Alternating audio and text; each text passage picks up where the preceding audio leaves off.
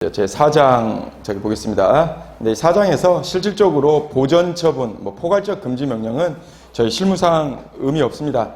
근데 이제 중지 명령 또는 이제 금지 명령. 그래서 이제 이거는 잘 알아두십시오.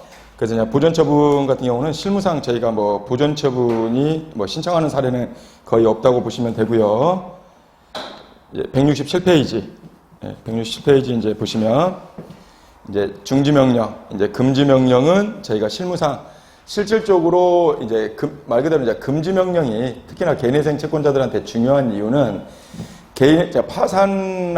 파산도 물론 그러지만 개인회생 같은 경우는 특히나 소득이 있는 직장인들을 대상으로 하다 보니까 말 그대로 최근 채무가 주인 채무자들도 많고 하다 보니까 채권자들의 이제 독촉이라든지 이제 급여의 가압류나 압류의 위험성이라든지 그런 부담들이 이제 있기 때문에 실질적으로 사건 번호하고 금지 명령을 가장 특히나 개인회생에서 빨리 받아내는 게 중요합니다. 그래서 이제 법원에서 금지 명령 결정이 나오고 채권자 목록상에 채권자들한테 이제 송달이 되면 그때 이제 채권자들의 강제 집행, 보전 처분이라든지 변제를 요구하는 독촉행위가 전체적으로 이제 다 금지가 되는 겁니다. 그래서 실무상 개인회생 절차 개시 신청서를 제출할 때 금지 명령도 동시에 제출을 합니다.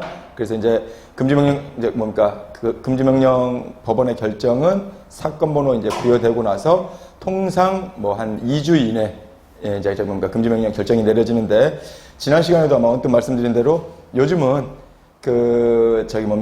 법원에서 이제 금지명령 결정을 내려주는 거에 대해서 기존의 이제 절차가 예를 들어 개시결정이라든지 변제계획 인가 결정을 받고 월 변제 금액을 몇 개월 이상 제때 납부하지 않아서 절차가 폐지되거나 아니면 이제 기각된 사건이라든지 아니면 채무자가 과거에 파산이나 파산에서 면책, 개인회생에서 면책을 받은 이력이 있는 사건 같은 경우는 법원에서 이제 금지명령을 내려주지 않는 요즘 이제 대부분 이제 법원이 그 추세니까 그것도 참고적으로 알아두시고요. 그래서 만약에 금지명령이 내려지지 않는 사건 같은 경우는 특히나 개인회생 절차 개시 결정을 빨리 받아내는 게 중요합니다. 그래서 이제 개시 결정에는 쉽게 말해서 금지명령 어떻게 보면 효력이 내포되어 있는 겁니다. 그래서 금지명령이 내려지지 않는 사건 같은 경우 이제 개시 결정이 법원에서 내려지고 그게 이제 채권자 목록상에 채권자들한테 송달이 되면 그때 이제 독촉이라든지 독촉행위라든지 이제 가압류 강제집행이라든지 보존처분 행위가 금지가 되는 겁니다. 일단 여기까지 말씀드리고 그냥 보시면 그래서 이제 중지명령, 금지명령은 이제 잘 알아두십시오. 그래서 이제 그 의의를 보면 법원은 개인회생 절차 개시에 신청이 있은 경우 필요하다고 인정하는 때에는 이해관계인, 이 이해관계인은 채무자를 포함하고 실무상 채무자가 신청을 합니다.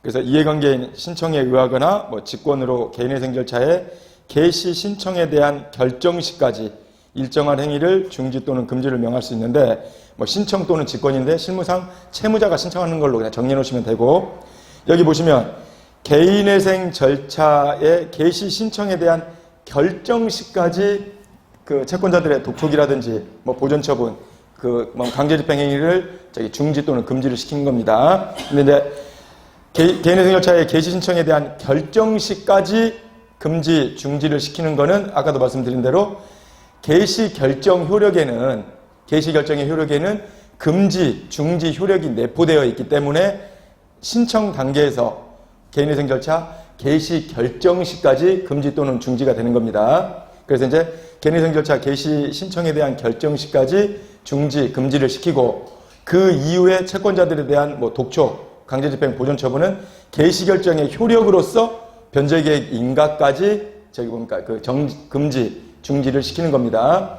그리고 이제 기존에 말씀드린 대로 변제계획 인가 결정이 확정이 되면 기존에 들어와 있던 예를 들어 채권자들에 대한 강제집행 보존처분은 변제계획 인가의 효력으로서 당연 실효가 된다.